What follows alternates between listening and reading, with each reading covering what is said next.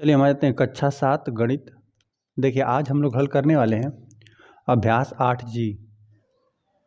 अभ्यास 8G।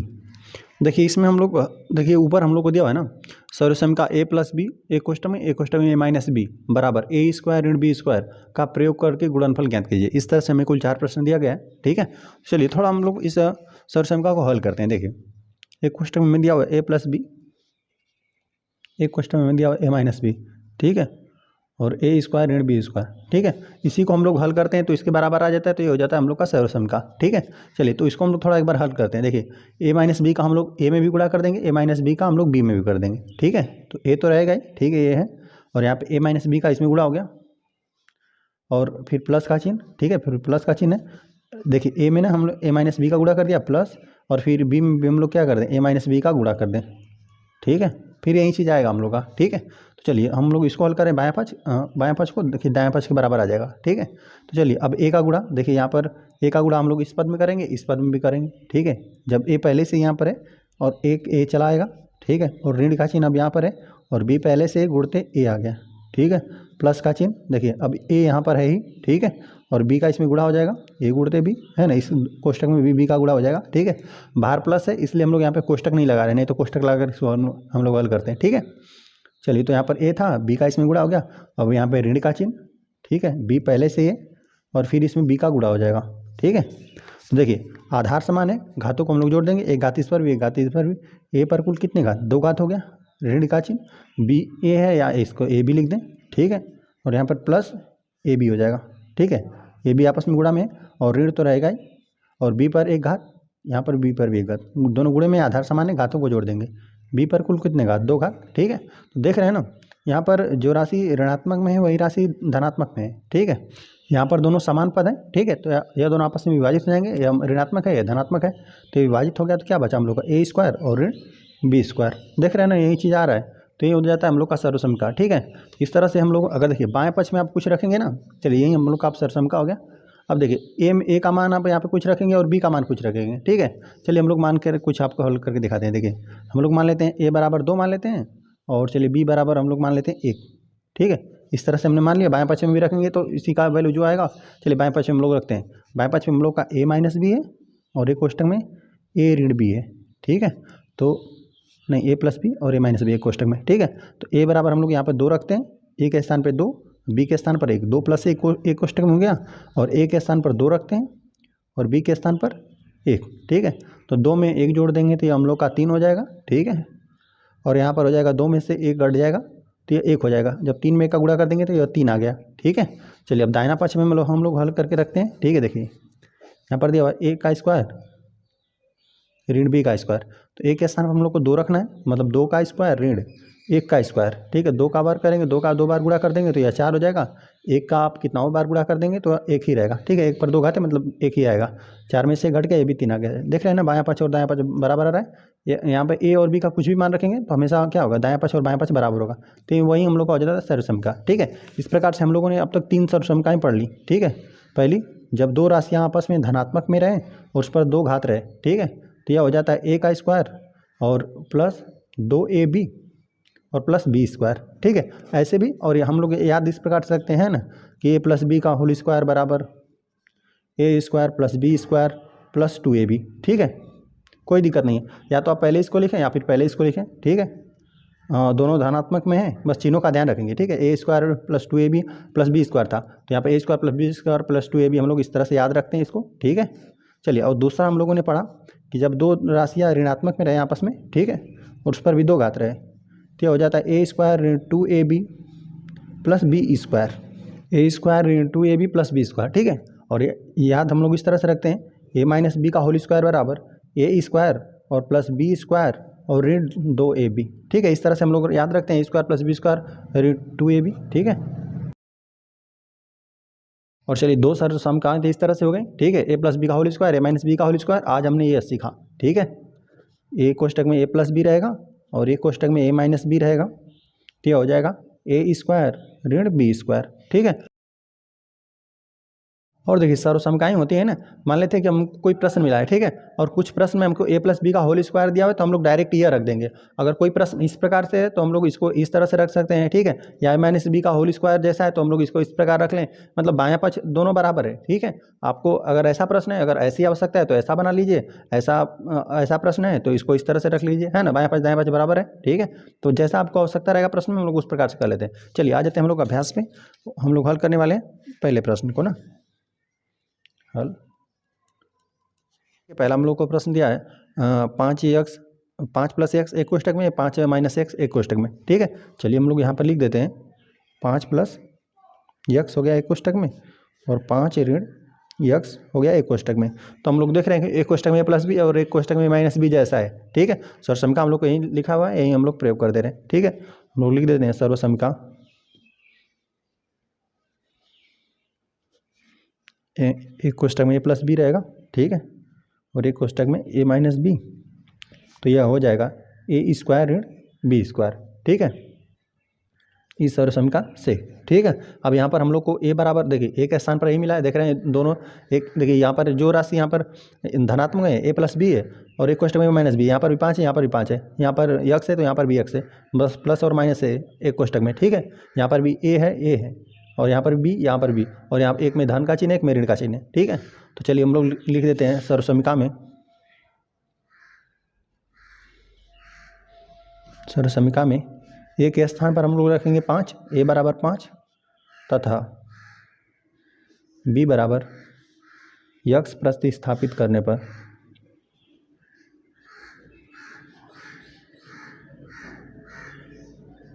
ठीक है, हम लोग जहाँ पर a रहेगा वहाँ पर 5 रख देंगे, प्रश्न में हमें 5 दिया हुआ है, और जहाँ पर b रहेगा वहाँ पर हम लोग x रख देंगे, ठीक है। तो अब हम लोग रखेंगे तो देखिए सर्वसमिका किस तरह से हो जाएगी। देखिए यहाँ पर तो अब हो जाएगा हम लोग का a के स्थान पर कितना 5 है तो 5+x हो जाएगा, यहाँ पर हम लोग का a+b था तो ये हम लोग का हो गया 5+x, क्योंकि हम लोग का a का वैल्यू कितना 5 है और b का वैल्यू x है, ठीक है। तो चलिए और यहाँ पर हो जाएगा 5 - x, तो ये क्या हो जाएगा a का स्क्वायर, a के स्थान पर हम लोग का x 5 है, ठीक है, तो 5 का वर्ग और ऋण कितना b का वर्ग मतलब x का वर्ग, ठीक है।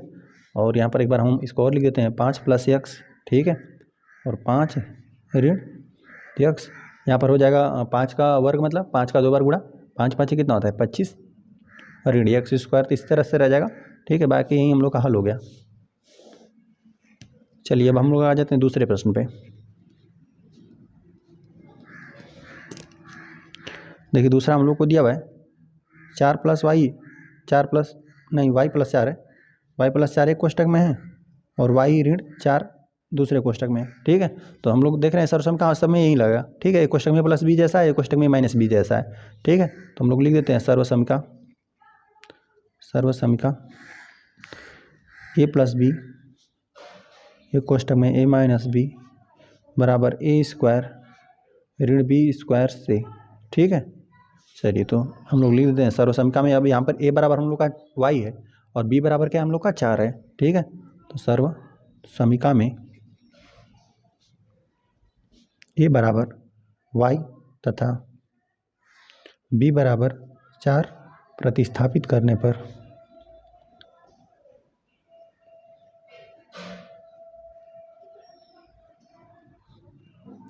देखिए तो a के स्थान पर हम लोग y रख देंगे, ठीक है, और b के स्थान पर 4, तो ये किस प्रकार से हो जाएगा y+4 हो जाएगा, ठीक है, एक कोष्टक में y ऋण 4 हो जाएगा और इधर बराबर a² मतलब a के स्थान पर हम लोग का y है तो y का स्क्वायर और ऋण 4 का स्क्वायर, ठीक है। चलिए इसको हम लोग थोड़ा हल कर देते हैं, तो y का स्क्वायर तो इसी तरह से रह जाएगा, लेकिन 4 का वर्ग मतलब 4 चौका 16 होता है, तो ये 16 हो गया। तो y+4 एक कोष्टक में और एक कोष्टक में y ऋण 4, ठीक है, ये यही आ गया हम लोग का y² ऋण 16, यही हम लोग का इसका प्रश्न का उत्तर है, ठीक है। चलिए आ जाते हैं हम लोग हल तीसरे वाले प्रश्न पे। तीसरा में दिया हुआ है 2x+3 एक कोष्टक में, एक कोष्टक में 2x ऋण 3 एक कोष्टक में, ठीक है, 2x+3 और 2x ऋण 3, दोनों राशियां यहाँ पर समान होनी चाहिए, ठीक है, बस चिन्हों का अंतर हो और दोनों में क्या हो गुणा का चिन्ह हो, तो बस यही सर्वसमिका लग जाएगी। सर्वसमिका एक कोष्टक में a+b और एक कोष्टक में a-b, ठीक है। तो यहाँ पर हो जाएगा a² ऋण b², से। ठीक है, चलिए अब यहाँ पर हम लोग रख देंगे ए बराबर कितना, ए बराबर अब हम लोग का 2x हो गया, 2x तथा अब बी बराबर हम लोग का क्या है 3 है। ठीक है, यहाँ से लें या यहाँ से लें, दोनों जगह सेम रहेगा। ठीक है, और ए का वैल्यू यहाँ से ले लीजिए चाहे यहाँ से, बस दोनों सेम रहेगा, है ना। ए जो हम लोग का है ना, पहला पद और पहला पद हमेशा सेम रहेगा और दूसरा पद भी सेम रहेगा, बस चिन्हों का अंतर रहेगा। ठीक है, तो यहाँ पर हो गया ए बराबर 2x और बी बराबर 3, प्रतिस्थापित करने पर सर्वसमीका में लिख देते हैं हम लोग।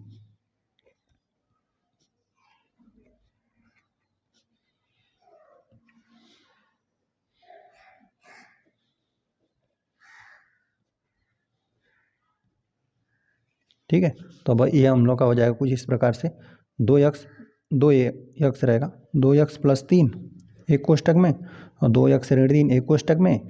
तो यहाँ पे जो पहला पद रहेगा इसका वर्ग है ना, 2x का स्क्वायर और ऋण का चिन्ह, और b के जगह पर हम लोग का 3 है। ठीक है, a के जगह पर अब हम लोग का 2x हो गया, जहाँ पर ये जहाँ पर हम लोग का यहाँ पर इस सर्वसमीका में जहाँ पर a है, यहाँ पर 3 जगह a है, तो 3 जगह हम लोग 2x रख दिए। ठीक है, और b के स्थान पर 3 रखना है, तो जहाँ जहाँ b दिख रहा है आपको वहाँ 3 रख दिए। तो यह कुछ इस प्रकार से हो गया। ठीक है, a का वर्ग ऋण b का वर्ग इस तरह से हो गया। चलिए तब हम लोग इसको तो इस तरह से रहने देंगे, 2x प्लस 3 है और एक कोष्टक में 2x ऋण 3 है, लेकिन यहाँ पर इसका 2 बार गुणा हो जाएगा, 2x गुणते 2x। ठीक है, ऋण 3 3 9 होता है, 3 का हमने 2 बार गुणा कर दिया। ठीक है, बाकी यहाँ पर संख्याओं को हम लोग आपस में कर लेते हैं, 2 का 2 में गुणा हो जाएगा, 2 दूना 4 हो जाएगा।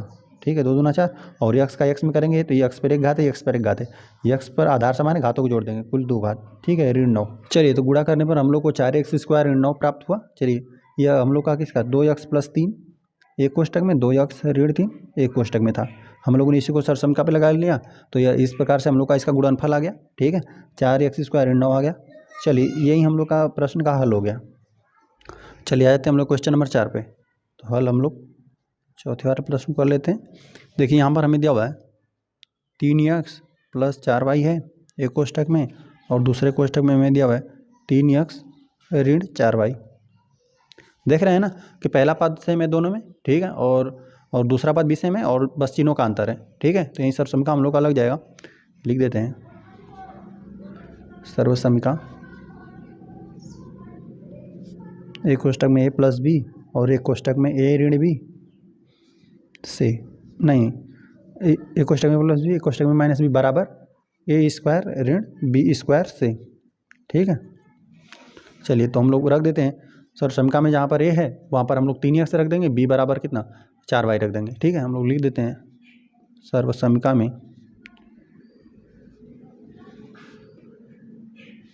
में a बराबर 3x तथा b बराबर 4y प्रतिस्थापित करने पर या रखने पर। ठीक है,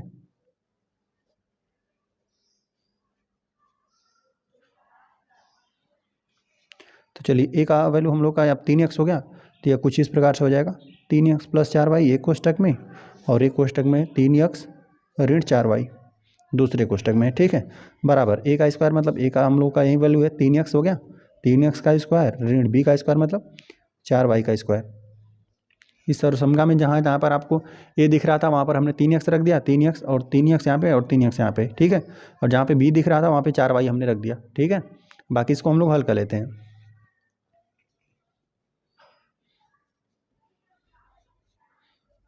चलिए यहाँ पर इसका 2 बार गुणा हो जाएगा। ठीक है, 2 घात है मतलब 3x गुणते 3x हो जाएगा। ठीक है, ऋण यहाँ पे 4y गुणते 4y हो जाएगा।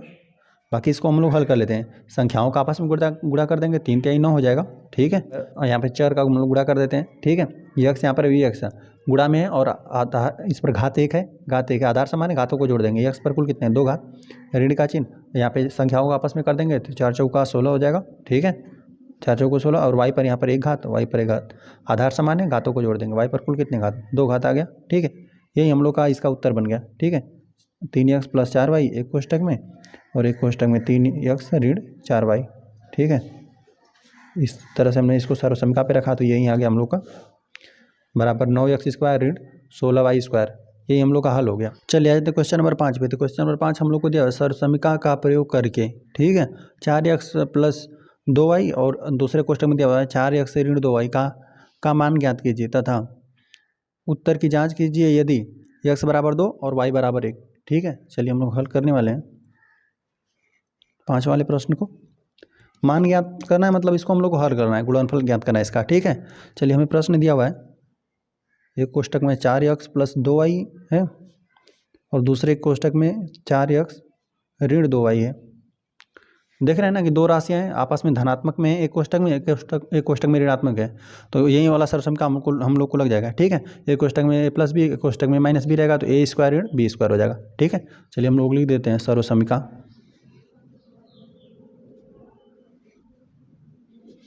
एक कोष्टक में a + b, एक कोष्टक में a - b। चलिए हम लोग को सरसमीका लगाना था, तो यही लगा, एक कोष्टक में +b, एक कोष्टक में -b। ऐसा रहता है प्रश्न तो क्या हो जाता है, a² और -b² हो जाता है, c, ठीक है। चलिए यहाँ पर लिख देते हैं हम लोग सर्वसमीका में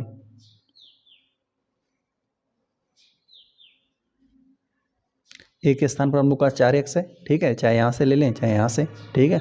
और b के स्थान पर हम लोग का 2y हो जाएगा, ठीक है।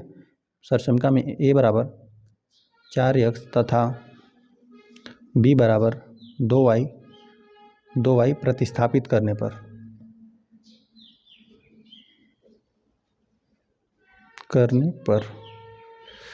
चलिए तो यहाँ पर हो जाएगा, बस यहाँ पर जहाँ पर आपको a दिख रहा है वहाँ पर 4x रख देते हैं, और जहाँ पर आपको b दिख रहा है ना वहाँ पर 2y रख देते हैं, ठीक है। तो हो जाएगा 4x + 2y एक कोष्टक में, और 4x - 2y दूसरे कोष्टक में, बराबर 4x² - 2y का स्क्वायर, ठीक है। चलिए अब हम लोग इसको हल कर लेते हैं, ठीक है। चलिए तो 4x² मतलब 4x × 4x, 4x का 2 बार गुणा, ठीक है। यहाँ पे 2y है, इस पर भी 2 घात है, मतलब इसका भी 2 बार गुणा, ठीक है। तो यहाँ पे संख्याओं का आपस में गुणा हो जाएगा, ठीक है। 4 4 4 चौको 16 हो जाएगा, और यहाँ पर भी x, यहाँ पर भी x, आधार समान है, घातों को जोड़ देंगे, x पर कुल 2 घात, ऋण का चिन्ह, 2 दूना 4 हो जाएगा, और यहाँ पर भी आधार समान है y का, ठीक है। आधार पे यहाँ पर भी एक घात, यहाँ पर भी एक घात, आधार समान है, घातों को जोड़ देंगे, y पे कुल कितना घात, 2 घात, ठीक है। चलिए तो हम लोगों ने जब 4x + 2y, 4x - 2y, ठीक है, एक कोष्टक में 4x + 2y था और एक कोष्टक में 4x से - 2y था, इसको हम लोगों ने हल कर दिया, तो गुणनफल हम लोग का निकल कर आया 16x² - 4y², ठीक है। चलिए ये तो हम लोग का पहला हल बन गया, ठीक है। यहाँ पर भी लिखना रहेगा तो लिख देंगे हम लोग, 4x + 2y था और एक कोष्टक में 4x - 2y। चलिए अब इसको हम लोग को यहाँ पर वैल्यू रखना था, ठीक है, का मान ज्ञात करना था, मतलब यही हम लोग का मान ज्ञात हो गया, ठीक है, यही हम लोग का हल हो गया। और फिर हम लोग को करना तथा उत्तर का भी जांच करना था, ठीक है। x बराबर हमको कितना 2 रखना है और y बराबर 1। चलिए तो हम लोग जांच भी कर लेते हैं, हम लोग लिख देते हैं उत्तर का जांच, ठीक है। तो हम लोग लिख देते हैं यहाँ पर बायां पक्ष, और दोनों में हम लोग क्या रखेंगे, x बराबर, चलिए हम लोग लिख देते हैं x बराबर 2 रखेंगे तथा y बराबर 1 है ना, x बराबर 2 y बराबर 1 प्रतिस्थापित करने पर,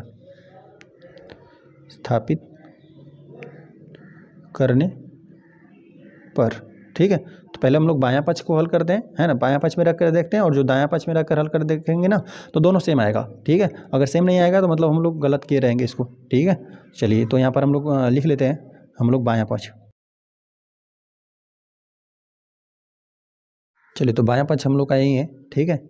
4x, एक बार हम लोग इसको लिख देते हैं ना, 4x + 2y है बायां पक्ष, और एक कोष्टक में 4x - 2y, ठीक है। बाकी यहाँ पर ना देखिए, जैसे यहाँ पर हल किए रहेंगे ना, तो अगर 16x² - 4y² है, अगर यहाँ पर गुणा भाग में गलत हो सकता है, ठीक है। बाकी यहाँ पे सर्वसमीका नहीं गलत है, ठीक है, सर्वसमीका हम लोग रख के चेक किए हैं, ठीक है। तो यहाँ पर हो सकता है गुणा भाग में अगर आपका बायां पक्ष दायां पक्ष बराबर नहीं है, ठीक है, x बराबर 2 और y बराबर 1 रखने पर, ठीक है, तो आप गुणा भाग में गलत किए होंगे, बाकी सर्वसमीका सही है, ठीक है। चलिए हम लोग यहाँ पर लिख देते हैं 4 हो जाएगा, और x का वैल्यू हम लोग को रखना है 2, तो 4 × 2 एक कोष्टक में, प्लस 2 × y का वैल्यू हम लोग को 1 रखना है, ठीक है। यहाँ पर जहाँ पर x दिख रहा है वहाँ पर हम लोगों ने 2 रख दिया, y के स्थान पर 1 रख दिया, ठीक है। दूसरे कोष्टक में हो जाएगा 4x का वैल्यू कितना 2 ना, 4 × 2 और 2 × 1, ठीक है। तो यहाँ पर हो जाएगा 4 दूना 8 हो जाएगा, और 2 × 2 तो 2 हो गया, प्लस यहाँ पे 4 दूना 8 हो गया, ठीक है, 4 दूना 8, और 2 यहाँ पे 2 में से 2 में 1 का गुणा कर देंगे तो 2 ही आ जाएगा, ठीक है, 2 × 2, ठीक है। यहाँ पे 8 2 10 होता है, तो 10 हो गया, ठीक है। और गुणे का चिन्ह, 8 में से हम लोग 2 घटा देंगे तो 6 बचेगा, ठीक है, जो कि हम लोग का आया 10 × 6 = 60 आ गया। बायां पक्ष को हमने हल कर दिया तो 60 आ गया। तो दाहिने पक्ष को भी हम लोग रखें x बराबर 2 y बराबर 1 ना, तो यही 60 ही आना चाहिए। ठीक है, हम लोग चलिए लिख देते हैं दायां पक्ष जो कि हम लोग का कितना 16x² है और ऋण 4y² है। तो यहाँ पे 16 तो रहेगा ही और x का वैल्यू हम लोग का 2 रखना है। ठीक है, तो यहाँ पर लिख देते हैं गुण दें 16 गुणते 2 पर कितना 2 घात। ठीक है, ऋण का चिन्ह और 4 तो रहेगा ही और यहाँ पर y का स्क्वायर मतलब y का वैल्यू हम लोग को 1 रखना है तो 1 का 2 घात। ठीक है, यहाँ पे 16 तो रहेगा ही और देखिए 2 का वर्ग मतलब 2 का 2 बार गुणा 2 दूना 4 हो जाएगा ऋण, यहाँ पर 4 तो रहेगा ही, 1 का स्क्वायर मतलब 1 ही होगा। ठीक है, और 1 का 4 में गुणा करेंगे 4 ही हो जाएगा। ठीक है, 16 चौक को 64। ठीक है, 16 चौक को 64, ऋण हम लोग को 4 हो जाएगा। ठीक है, तो जब हम लोग यहाँ पे 64 में से 4 घटा देंगे तो ये अभी हम लोग का 60 आ जाएगा। देख रहे हैं ना, बायां पक्ष का जो हम लोग x बराबर 2 रखें और y बराबर 1, तो बायां पक्ष का जो वैल्यू आ रहा है 60 वही दायां पक्ष का भी आ रहा है। ठीक है, अतः हम लोग यहाँ पे लिख देते हैं, अतः बायां पक्ष बराबर हम लोग का दायां पक्ष है। अगर आपका बायां पक्ष और दायां पक्ष बराबर नहीं है मतलब गुणा भाग में कहीं ना कहीं गलती की है। ठीक है, तो इस तरह से मैं प्रश्न दिया था। ठीक है, एक कोष्टक में 4x + 2y था, एक कोष्टक में 4x ऋण 2y। देख रहे थे कि दोनों सेम चीज़ था, पहला पद सेम था दूसरा भी सेम था, बस चिन्हों का अंतर था। तो सर्वसम का हमने यही लगा दिया, एक कोष्टक में +b, एक कोष्टक में -b बराबर a² ऋण b²। ठीक है, तो जहाँ पर यहाँ पर a दिख रहा है वहाँ पर हमने 4x रख दिया, जहाँ पर आपको b दिख रहा है ठीक है वहाँ पर 2y रख दिया। बाकी इसको हमने हल कर दिया तो 16x² ऋण 4y² है। ठीक है, बाकी उत्तर का हमने जाँच कर दिया था हम लोग को x बराबर 2 रखिए और y बराबर 1। बाकी हम लोगों ने x बराबर 2 y बराबर 1, यहाँ पे जो बायां पक्ष था जो हम लोग का प्रश्न दिया था ठीक है यही बायां पक्ष में हमने रखा तो यहाँ पे 60 आ गया और जो हम लोगों ने इसको हल कर दिया सर्वसम्मता पे रखे तो हम लोग का दायां पक्ष था, दायां पक्ष में हमने x बराबर 2 और y बराबर 1 रखा तो यह भी 60 आया। ठीक है, दोनों 60 आया था बायां पक्ष दायां पक्ष, अतः बायां पक्ष बराबर दायां पक्ष। ठीक है, यह इस प्रकार से यह उत्तर का भी जाँच हो गया। ठीक है, इस तरह से यह प्रश्न हल हो गया। चलिए आ जाते हैं क्वेश्चन नंबर 6 पे। तो क्वेश्चन नंबर 6 हम लोग को दिया हुआ है, एक आयताकार मैदान की लंबाई 2x + 1 मीटर है तथा चौड़ाई दिया 2x ऋण 1 मीटर है, आयत का क्षेत्रफल ज्ञात कीजिए। चलिए हम लोग हल 6ठा वाले प्रश्न को करने वाले हैं। चलिए इस तरह से हमने एक आयत बना लिया। ठीक है, यही आयताकार मैदान है, इसका लंबाई ये दिया हुआ है हम लोग का कितना 2x + 1 मीटर। ठीक है, 2x + 1 मीटर और यहाँ पे लंबाई दिया हुआ है और चौड़ाई इसका दिया हुआ है 2x ऋण 1 मीटर। ठीक है, चलिए यहाँ पर हमने लंबाई उसका लिख लिया और चौड़ाई भी लिख लिया। हम लोग आयत का क्षेत्रफल जानते हैं, लंबाई गुणित चौड़ाई होता है। ठीक है, तो चलिए हम लोग लिख देते हैं यहाँ पर जो दिया हुआ पहले एक बार हम लोग लिख देते हैं। ठीक है, आयताकार मैदान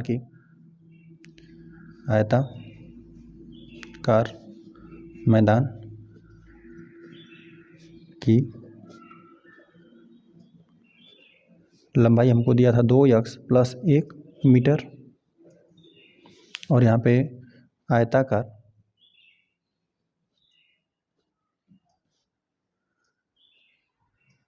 मैदान की चौड़ाई दिया था 2x ऋण 1 ना, 2x ऋण 1 मीटर। ठीक है, तो हम लोग यहाँ पर लिख देते हैं आयताकार मैदान का क्षेत्रफल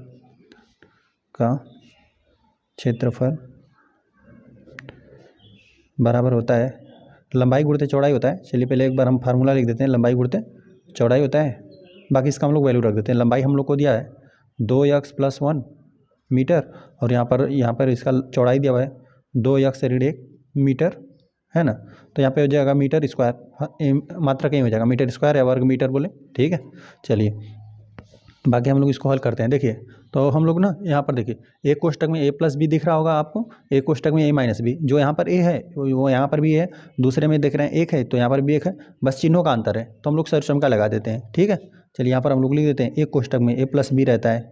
ठीक है, और एक कोष्टक में a - b रहता है। ठीक है, तो यह हो जाता है a² ऋण b²। हम लोग यहाँ पर लिख देते हैं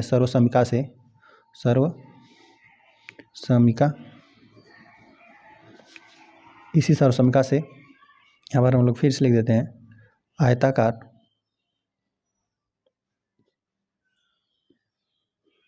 मैदान का क्षेत्रफल बराबर, अब यहाँ पर हो जाएगा। देखिए हम लोग यहाँ पर थोड़ा लिख देना चाहिए था हम लोग को कि a बराबर हम लोग क्या रखेंगे, यहाँ पर ए बराबर 2x और बी बराबर कितना y। चलिए यहाँ पर हम लोग लिख देते हैं ए बराबर हम लोग रख देंगे कितना 2x, ठीक है, यही प्रतिस्थापित कर देंगे। ए के स्थान पर 2x रख देंगे, ठीक है, और जो b है वहाँ पे स्थान पर हम लोग 1 रख देंगे, ठीक है, b बराबर 1। यहाँ पे लिख देंगे कि ए बराबर 2x और b बराबर 1 प्रतिस्थापित करने पर देखिए तो हम लोग का क्या हो जाएगा, एक कोष्टक में प्लस बी और एक कोष्टक में माइनस बी, ऐसा था। तो अब यहाँ पर क्या हो जाएगा, चलिए यहाँ पर हम लोग नीचे से लिख देते हैं। यहाँ पर हो जाएगा ए का स्क्वायर मतलब 2x का स्क्वायर और ऋण का चिन्ह तो रहेगा ही, और b का स्क्वायर मतलब 1 का स्क्वायर, ठीक है। इसको हल करेंगे तो यही आ जाएगा, ठीक है, ये ऐसा है, ठीक है, एक कोष्टक में प्लस बी एक कोष्टक में माइनस बी जैसा है ऐसा है, और यह हो जाएगा, इसको हम लोग इस सर्वसम्मिका पे रख दिए ना, तो ये हो जाएगा ए स्क्वायर ऋण बी स्क्वायर, ठीक है, ये इस तरह से हो गया। तो 2x का स्क्वायर मतलब 2x का 2 बार गुणा, ठीक है, और ऋण 1 का बार करेंगे तो 1 ही आ जाएगा। चलिए यहाँ पर हम लोग गुणा कर देते हैं, संख्याओं का आपस में कर देंगे, ठीक है, 2 दूना हो जाएगा 4 और x का x में कर देंगे, आधार समान है 4 है, ठीक है, आधार समान है, घातों को जोड़ देंगे। x पर कुल कितने घात, एक घात यहाँ पे एक घात यहाँ पे, x पे कुल 2 घात और ऋण 1 आ गया, ठीक है। यही हम लोग का आयताकार मैदान का क्षेत्रफल आ गया, ठीक है। यहाँ पर हम लोग लिख भी देते हैं आयताकार मैदान का क्षेत्रफल।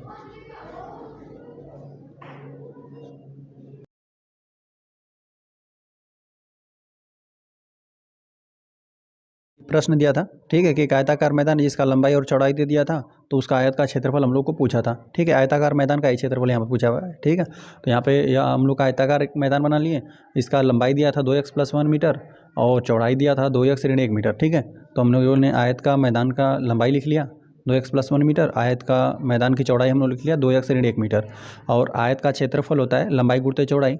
तो आयताकार मैदान का क्षेत्रफल हो गया लंबाई गुणते चौड़ाई, हम लोगों ने दोनों का मान रख दिया, लंबाई का भी मान और चौड़ाई का भी, ठीक है। और यहाँ पे मात्रक हो जाएगा मीटर स्क्वायर, और यहाँ पर देख रहे हैं एक कोष्टक में प्लस बी एक कोष्टक में माइनस बी जैसा था, ठीक है। तो हम लोगों ने यहाँ पे सर्वसम्मिका लगा दिया, एक कोष्टक में प्लस बी एक कोष्टक में माइनस बी बराबर ए स्क्वायर ऋण बी स्क्वायर, ठीक है। तो ए बराबर हमने 2x प्रतिस्थापित कर दिया, ठीक है, और यहाँ पर हम लोग b बराबर 1 प्रतिस्थापित कर दिए, ठीक है। तो यहाँ पर रख देंगे तो हम लोग का बायां पक्ष यही हो जाएगा, ठीक है, और दायां पक्ष में ये आ जाएगा हम लोग का कि 2x का स्क्वायर ऋण 1 का स्क्वायर। तो हम लोगों ने इसको हल कर दिया, तो यहाँ पे 4x स्क्वायर ऋण 1 आ गया, यही हम लोग का आयताकार मैदान का क्षेत्रफल हो गया। यहाँ पे हम लोग मात्रक भी लिख देते हैं वर्ग मीटर, ठीक है, यहाँ पे वर्ग मीटर लिख दीजिए या मीटर स्क्वायर, इस तरह से यह प्रश्न हल हो गया।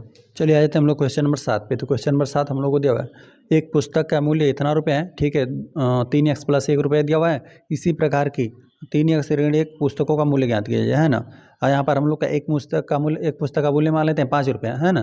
तो उसी प्रकार की 10 पुस्तकों का मूल्य पूछ देता है तो क्या हो जाता है दाम, देखिए मान लेते हैं एक पुस्तक का दाम 5 रुपये है, 10 का पूछ रहा है, 10 × 50 जितना भी हो जाएगा, है ना। कुल पुस्तकों का मूल्य कितना हो जाएगा, दोनों का गुणा कर देंगे आप, जितना पुस्तक खरीदना चाहते हैं और एक पुस्तक का जितना वैल्यू है, ठीक है।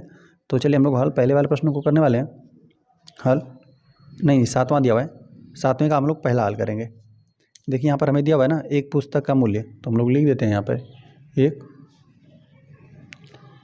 पुस्तक का मूल्य जो कि हमें दिया हुआ है 3x + 1 रुपया, ठीक है। यहाँ पे आगे हम लोग रुपये का चिन्ह बना देते हैं। हम लोगों ने एक पुस्तक का मूल्य लिख लिया, ठीक है, और इसी प्रकार की हम लोग को इतनी पुस्तकें खरीदनी है, ठीक है। तो हम लोग लिख देते हैं कुल पुस्तकों की संख्या, कुल पुस्तकों की संख्या। आप खरीदना चाहते हैं 3x ऋण 1, है ना, इतना आप पुस्तक खरीदना चाहते हैं, तो कुल पुस्तकों का मूल्य कितना हो जाएगा हम लोग ज्ञात कर लेते हैं कि सभी या कुल लिख देते हैं, सभी पुस्तकों का मूल्य चल लिख देते हैं, सभी पुस्तकों का मूल्य। तो सभी पुस्तकों का मूल्य हो जाएगा, है ना, एक पुस्तक का मूल्य गुणते जितना पुस्तकों की संख्या रहेगा, ठीक है। हम लोग लिख देते हैं सभी पुस्तकों का मूल्य, हम लोग लिख देते हैं एक पुस्तक का मूल्य, एक पुस्तक का मूल्य गुणते कुल पुस्तकों की संख्या, कुल पुस्तकों की संख्या, जितना पुस्तक खरीदना चाहते हैं, ठीक है। तो हम लोग को अब पुस्तकों का मूल्य कितना है 3x + 1 है एक पुस्तक का मूल्य, और यहाँ पे कितनी पुस्तकों की संख्या है 3x ऋण 1, इतना ही आप पुस्तक खरीदना चाहते हैं। तो यहाँ पर देख रहे हैं ना कि एक कोष्टक में A+B, एक कोष्टक में -B जैसा है, ठीक है। तो यहाँ पर हम लोग सर्वसमिका लगा देते हैं, हम लोग लिख देते हैं सर्वसमिका कितना, एक कोष्टक में A+B और दूसरे कोष्टक में -B बराबर A² ऋण B² से, और हम लोग सर्वसमिका में A बराबर हम लोग क्या रख देंगे, 3x है, ठीक है, और B बराबर 1, A बराबर 3x तथा B बराबर 1 प्रतिस्थापित करने पर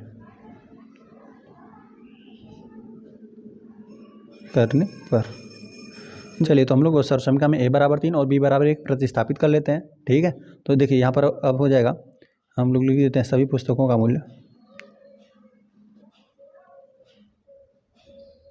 सभी पुस्तकों का मूल्य हम लोग का हो जाएगा।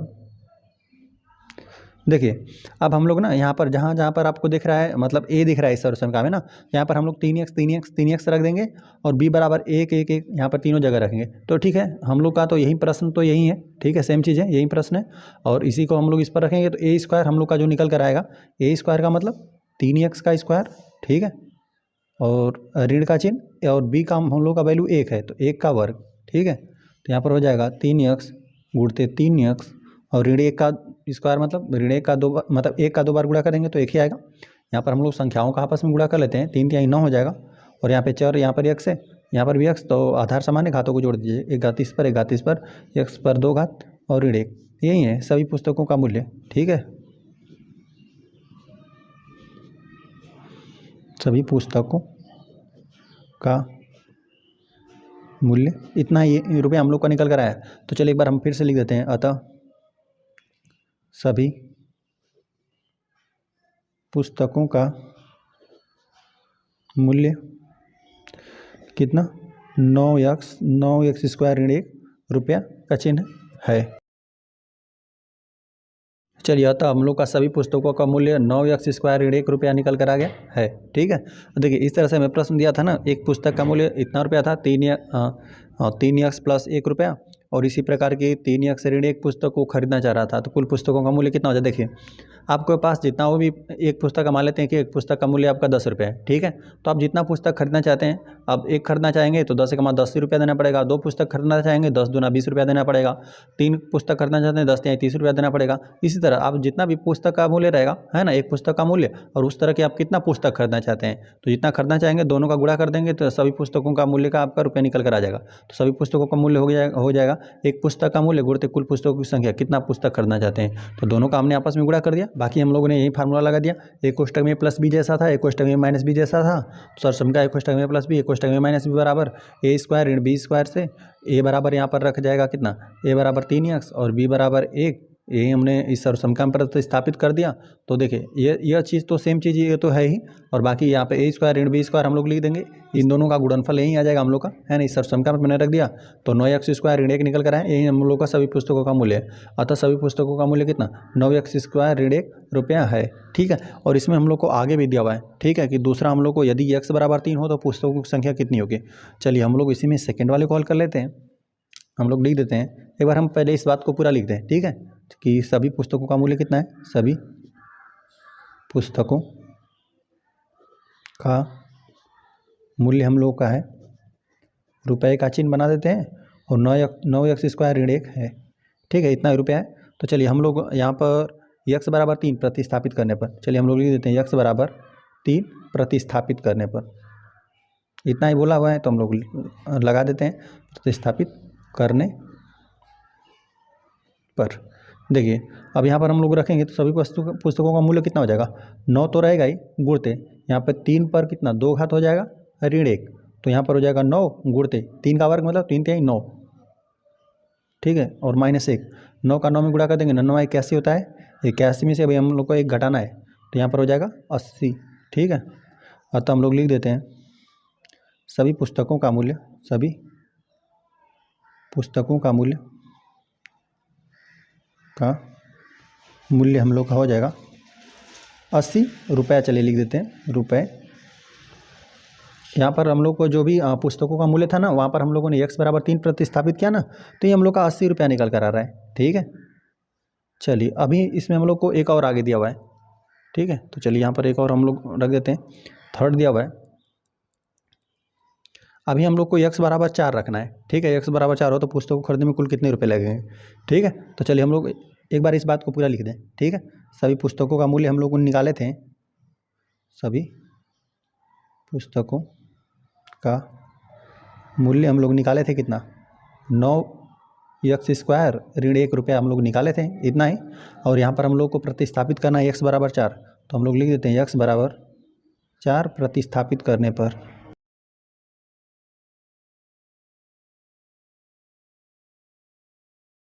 चलिए तो हमने लिख दिया कि x बराबर 4 प्रतिस्थापित करने पर क्या हो जाएगा। देखिए यहाँ पर सभी पुस्तकों का मूल्य तो रहेगा ही और 9 तो रहेगा ही, और गुणते x स्क्वायर मतलब 4 का स्क्वायर। ठीक है, ऋण 1 है ना, 9 तो रहेगा ही और 4 चौका 16 हो जाएगा, 1 और 16 9 होता है 144, तो यहाँ पर 144 हो जाएगा, में से 1 घट जाएगा और 144 में से 1 घट ही जाएगा तो 143 रुपये हम लोग को निकल कर आ जाएगा। चलिए तो इस तरह से हम लोगों ने सभी पुस्तकों का सेकंड में निकाला मूल्य, तो हम लोग को कितना 81 में से 1 रुपये घटा दिया, 80 रुपये हम लोग को निकल कर आया। ठीक है, और जब हम लोगों ने x बराबर 4 प्रतिस्थापित किया तो ये इतना ही रुपया निकल कर आ रहा है, 143 रुपया। ठीक है, हम लोग यहाँ पर भी एक बार लिख देते हैं, सभी पुस्तकों का मूल्य जब हमने x बराबर कितना 4 प्रतिस्थापित किया था तो 143 रुपया निकल कर आया। इस तरह से ये प्रश्न हम लोग का हल हो गया। चलिए आ जाते हैं हम लोग क्वेश्चन नंबर 8 पे। यहाँ पर हमें ऊपर दिया हुआ है ना, सरसंख्या के प्रयोग से निम्नलिखित का मान ज्ञात कीजिए। ठीक है, यहाँ पर चलिए हम लोग हल 8वां वाले प्रश्न करने वाले हैं। देखिए यहाँ पर हमें दिया हुआ है ना 153 हमें दिया हुआ है, 153 पे 2 घात है और ऋण 147 पे 2 घात है। ठीक है, देखिए इस प्रकार से हम कोई सरसंख्या जानते हैं, तो चलिए हम लोग लिख देते हैं सरसंख्या। चलिए हम लोग जानते हैं ना कि एक कोष्ठक में प्लस बी रहता है और एक कोष्ठक में माइनस बी, तो वहाँ पर हो जाता है a का स्क्वायर ऋण b का स्क्वायर, वही चीज़ दिया हुआ है। ठीक है, बाकी हम लोग एक बार हल करते हैं इसको ना, लिख देते हैं सर्वसमीका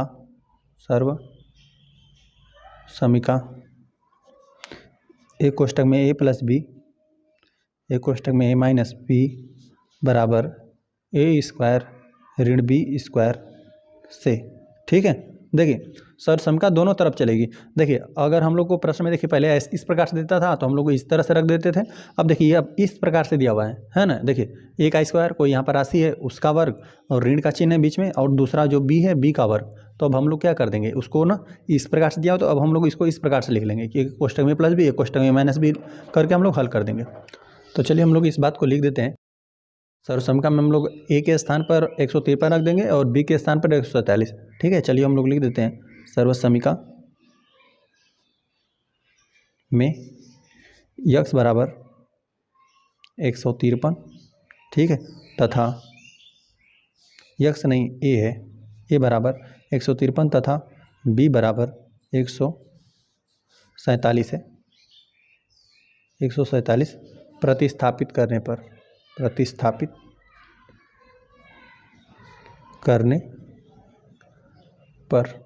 ठीक है, चलिए तो देखिए यहाँ पर हो जाएगा।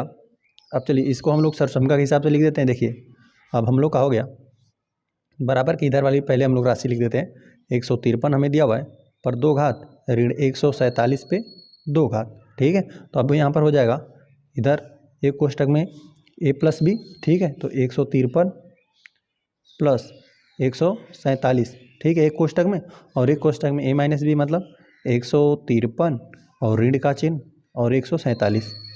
ठीक है, 147 लिख देते हैं। चलिए तो इस तरह से हमने इसको सर्वसमीका में प्रतिस्थापित कर दिया। ठीक है, जहाँ पर a दिख रहा है ना a का स्क्वायर, ठीक है, तो यहाँ पर वर्ग जैसा दिया था ऋण का चिन्ह था। ठीक है, तो a के स्थान पर 153 हमने तीनों स्थान पर रख लिया, और b जहाँ पर दिख रहा था आपको 147 वहाँ पर प्रतिस्थापित कर दिया। यहाँ पे भी 147, यहाँ पर भी 147, यहाँ पर भी 147। ठीक है, इस तरह से अभी हो गया सरसंख्या। अब यही हम लोग का प्रश्न है, इसको हम लोग हल कर लेते हैं। ठीक है, यही हम लोग का आ जाएगा गुणनफल इसका। ठीक है, चलिए तो यहाँ पर हम लोग इसको जोड़ते हैं। देखिए अब यहाँ पर हम लोग इकाई का स्थान जोड़ेंगे तो यहाँ पर हो जाएगा 7 3 10 को 0 हो जाएगा। ठीक है, इस कोष्ठक को अलग हल करेंगे, इस कोष्ठक को अलग, तो यहाँ पर हो जाएगा हम लोग को 7 3 10 हो गया, यहाँ पे 0 हो गया, हासिल 1 लगा हुआ है। ठीक है, तो देखिए यहाँ पे 4 और 5 5 4 9 हो गया और एक हासिल 10 को 0 फिर हाथ में 1 लग गया, यहाँ पर एक यहाँ पर एक यहाँ पर 2 सैकड़े वाला स्थान अब हम लोग जोड़ रहे हैं, ठीक है। एक यहाँ पर एक यहाँ पर 2 और एक हासिल 3 हो गया। यहाँ पर जब इस कोष्टक को हमने हल कर दिया 300 आ गया, ठीक है। अब इस कोष्टक को हम लोग हल करते हैं, देखिए यहाँ पे 153 है और यहाँ पे 147 है ना। तो यहाँ पर हो जाएगा 13 में से हम लोग कितना, 13 में से 7 घटा देंगे, 7 दूना 14 होता है, तो यहाँ पे 6 ही बचेगा, पूरा 6 ही सिर्फ बचेगा, ठीक है। देखिए यहाँ पर 153 है, ठीक है, और 147 इसमें से घटाएंगे ना तो यहाँ पे 6 ही सिर्फ बचेगा और बाकी यहाँ पर 14 हो जाएगा, 14 14 में विभाजित हो जाएगा, सिर्फ 6 बचा हम लोग का। तो ये हम लोग का बनेगा उत्तर 153 पे 3 घात 2 घात था और 147 पे 2 घात, ठीक है। तो चलिए यहाँ पर 6 का हम लोग गुणा कर देते हैं 300 में, 300 यहाँ पे सब गुणे में ही है, यहाँ पे चलिए डायरेक्ट कर ही देना चाहिए था गुणा हम लोग को, ठीक है। 153 पे 2 घात 147 पे 2 घात, यहाँ पे 6 18 होता है, तो 18 डबल 0 लग जाएगा और यहाँ पे 153 पे 2 घात 147 और बाकी इस बात को हम लोग थोड़ा सीधा करके लिख लेते हैं, है ना। इसको इसके बराबर ये है तो यही लिख देते हैं, 153 पे 2 घात 147 है पर 2 घात बराबर हम लोग कितना 1800 निकल कर आया, है ना। देखिए तो इस तरह से हमें प्रश्न दिया था ना, 153 पे 2 घात था, 147 पे 2 घात था, ठीक है। तो बाकी सर्वसंख्या यही लगेगा। देखिए ए का वर्ग बी के वर्ग जैसा था, ठीक है, इस प्रकार से था, बाएं पक्ष बराबर था, तो सर्वसंख्या में हम लोग देखिए ऐसा हो सकता रहेगा तो ऐसा लिख लेंगे, ऐसा हो सकता रहेगा तो इस प्रकार से लिख लेंगे, ये दोनों तरफ चलेगा, यही होता है सर्वसंख्या, ठीक है। तो हम लोग को देखिए इस प्रकार से दिया था तो हम लोगों ने इसको इस प्रकार से लिख लिया ताकि हम लोग इसको हल कर पाएँ, ठीक है।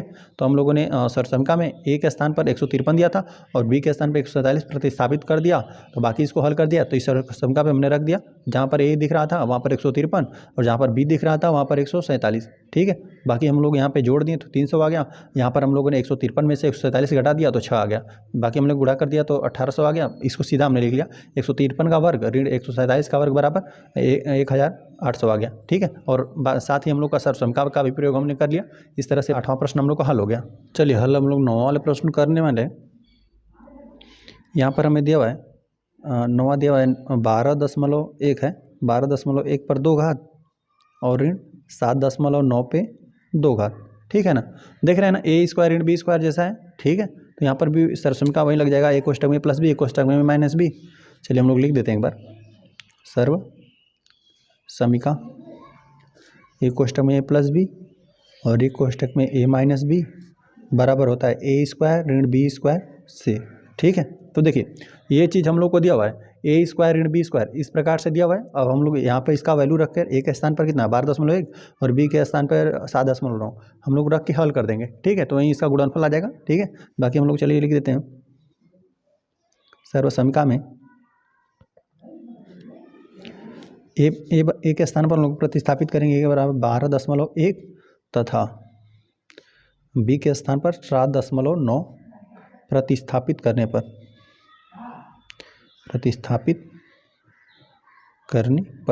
ठीक। यहाँ पर हम लोगों ने लिख लिया सर्वसमीका में ए बराबर 12.1 तथा बी बराबर 7.9 प्रतिस्थापित करने पर। बाकी देखिए चलिए इसको हम लोग रख दे रहे हैं, तो यहाँ पर एक कोष्टक में हो जाएगा। चलिए पहले बराबर का इधर वाला हम लोग लिख लेते हैं। यहाँ पर जो हम लोग का दिया हुआ है 12.1 पर 2 घात ऋण का चिन्ह और 7.9 पे 2 घात, ठीक है। यहाँ पर हम लोगों ने यहाँ पर प्रतिस्थापित कर दिया। ए बराबर कितना 12.1 ही रखना था हम लोग को, बी बराबर 7.9 रखना था, तो बायां पक्ष हम लोग का ही आ जाएगा, ठीक है। चलिए दायां पक्ष हम लोग का हो जाएगा ए प्लस बी का मतलब 12.1 और प्लस का चिन्ह 7.9 हो जाएगा और दूसरे कोष्टक में हो जाएगा 12.1 तो रहेगा ही, 12.1 है और ऋण का चिन्ह 7.9। चलिए अब इन दोनों को हम लोग जोड़ लेते हैं और इसको हम लोग क्या कर देंगे घटा देंगे, ठीक है। अब हम लोग यहाँ पर जोड़ रहे हैं ना, देखिए तो यहाँ पर दशमलव के बाद वाला जोड़े हैं, ये 1 दिया हुआ है और यहाँ पर 9 दिया हुआ है, 0.9 और 0.1 जोड़ देंगे तो 10 हो जाएगा और यहाँ पे 10 दशमलव के बाहर क्या बचा 0, हासिल हम लोग का 1 लग गया, ठीक है। 7 8 9, ठीक है, इकाई का स्थान हम लोग जोड़ रहे हैं तो 7 8 9 हो गया और एक हासिल 10, 10 को 0 फिर हाथ में 1 लगा और फिर हम लोग दाएँ का स्थान जोड़ेंगे, ठीक है। 1 है यहाँ पर तो 1 2 हो जाएगा, 20 आ गया। इसको हम लोग जोड़ेंगे तो 12.1 और 7.9 को जोड़ेंगे तो कितना 20 आएगा।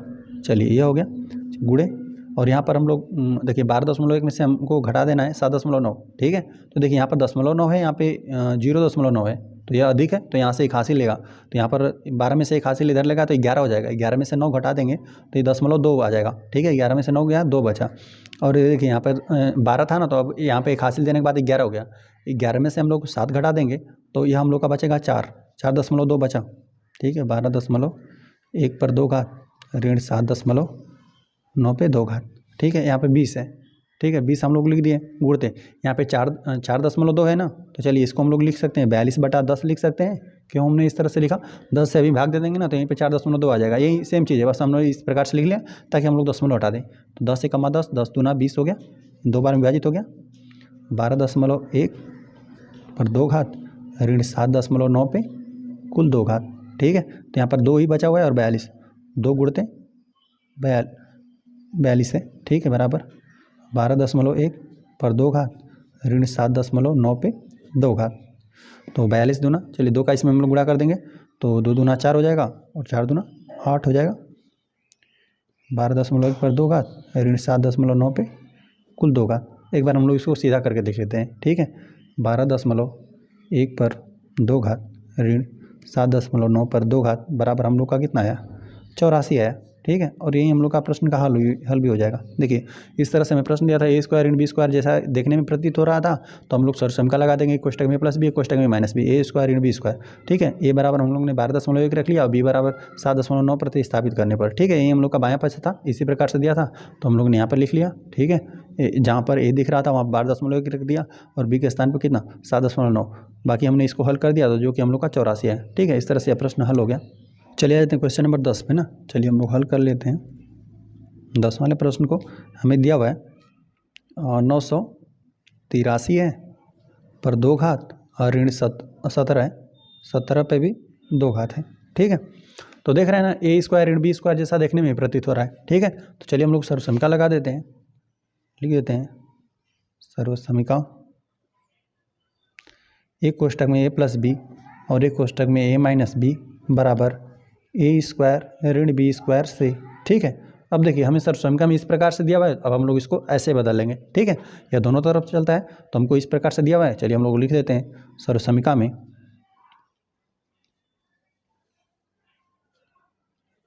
a बराबर हम लोग a बराबर कितना 983 रख देंगे तथा b बराबर 17। ठीक है, 17 प्रतिस्थापित करने पर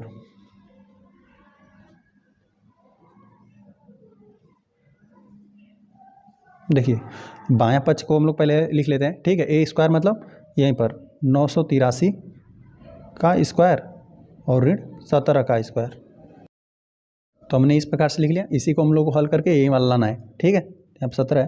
ठीक है, 983 का स्क्वायर ऋण 17 का स्क्वायर। चलिए बाकी हम लोग इधर का लिख देते हैं।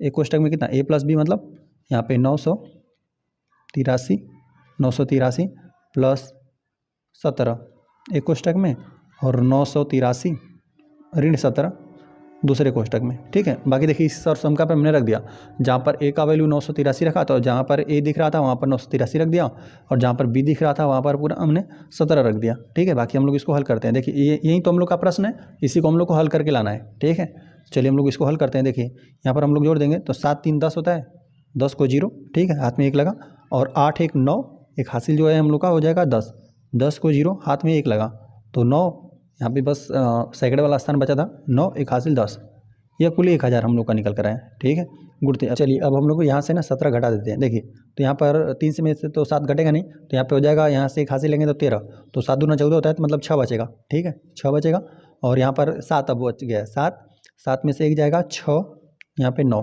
ठीक है, इतना ही बचा।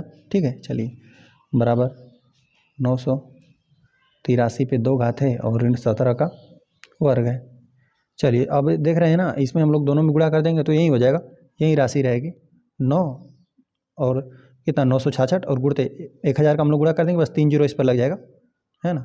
यही है हम लोग का हल हो जाएगा 983 पर 2 घात गुणते ऋण 17 पे 2 घात। इसको हम लोग एक बार सीधा लिख लेते हैं, 983 पर 2 घात है ऋण 17 पे 2 घात बराबर आया हम लोग का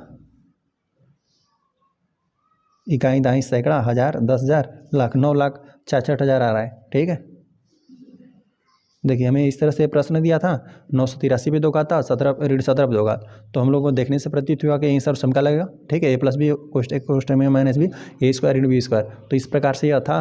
बाकी हम लोग बायां पक्ष तो हम लोग को यही है। ठीक है, दाहिना पक्ष यही है, बायां पक्ष को हम लोगों ने हल कर दिया, तो यहाँ पे 9 लोग छाटा आ रहा है। ठीक है, यहाँ पर हम लोगों ने a बराबर कितना 983 रख लिया और b बराबर 17, बाकी इस सर्वसमता पे रखा, तो ये हम लोग का हल आ गया। ठीक है, इस तरह से यह प्रश्न हल हो गया। चलिए, इस तरह से अभ्यास हम लोग का समाप्त हो गया। वीडियो पसंद आए तो चैनल को सब्सक्राइब जरूर करें।